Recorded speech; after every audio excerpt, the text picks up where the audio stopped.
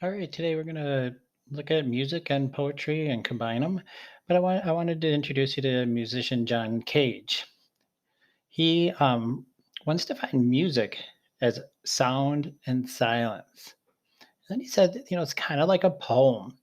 In poetry, the silence is represented by white space. That gives the reader time to breathe, just like the musicians need time to breathe.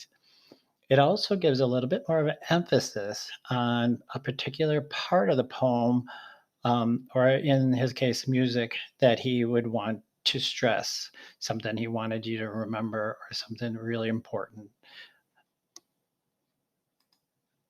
So, we're going to be looking at one of my favorite authors, poets, Ralph Fletcher. And he did this again, he wrote a poem, and he has one line in there that he really wanted you to remember. So he put some white space in there before and after it so that the reader would pause a little bit, breathe, and then the listener would hear the emphasis. So this is where John Curtin drowned. He was a tall, skinny kid, a magician on the basketball court. He could dribble with both hands. I once saw him make a shot from half court. Perfect swish. But he never learned to swim. On my brother's boat, we sailed towards the spot where John Curtin drowned. No buoy, no marker, nothing. When I get near the place, I stop talking. I hold my breath and don't breathe again till we sail safely past.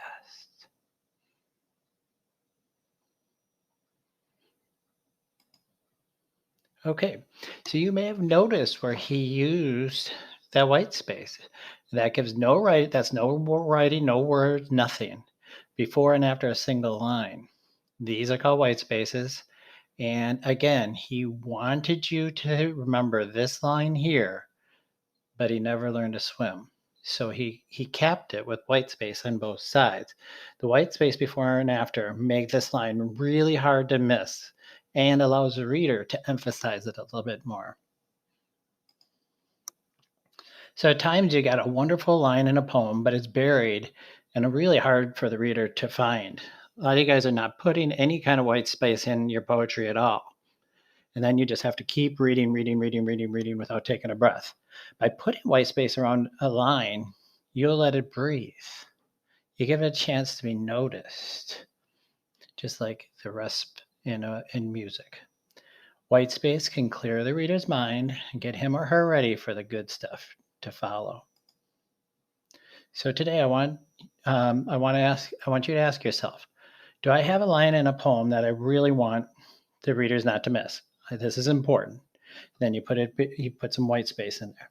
Now you could be writing a new poem today and try it out, or you could maybe take one that you already written and said, "Ooh, I want to change that. I want to put some white space in there," and try to read it where there's a little pause after each line and a bigger pause with the white space, and see how your poem sounds. All right. Good luck.